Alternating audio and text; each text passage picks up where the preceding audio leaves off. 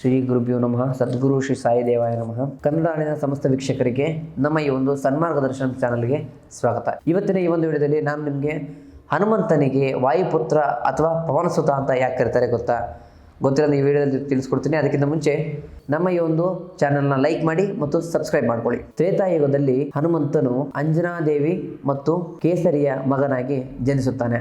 ಆದರೆ ಅದರ ಹಿಂದೆ ಒಂದು ದೈವಿಕ ಸಂಕಲ್ಪ ಇತ್ತು.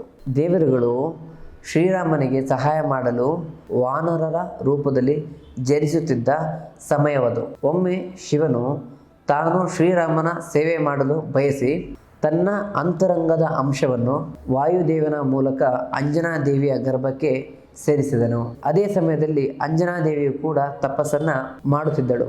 ವಾಯುದೇವನು ಶಿವನ ಆ ಶಕ್ತಿಯನ್ನ ಅಂಜನಾದೇವಿಯ ಗರ್ಭಕ್ಕೆ ವರ್ಗಾಯಿಸಿದನು. ಹೀಗಾಗಿ ಹನುಮಂತನು ವಾನರ ರೂಪದಲ್ಲಿ ಜನಿಸಿದನು. ಹೀಗಾಗಿ ಹನುಮಂತನು ಸಾಕ್ಷಾತ್ ಶಿವನ ಮತ್ತು ವಾಯುಪುತ್ರನ ಅಂಶ ಆದನು. ಹನುಮಂತನನ್ನು ಪವನಸುತ ಅಂತ ಕರೆಯುವುದಕ್ಕೆ ಇದೇ ಕಾರಣ. ಹುಟ್ಟಿದಾಗಲೇ ಅವನು ಸೂರ್ಯನನ್ನು ತಿನ್ನಲು ಹೋದಂತಹ ಶಕ್ತಿಶಾಲಿ.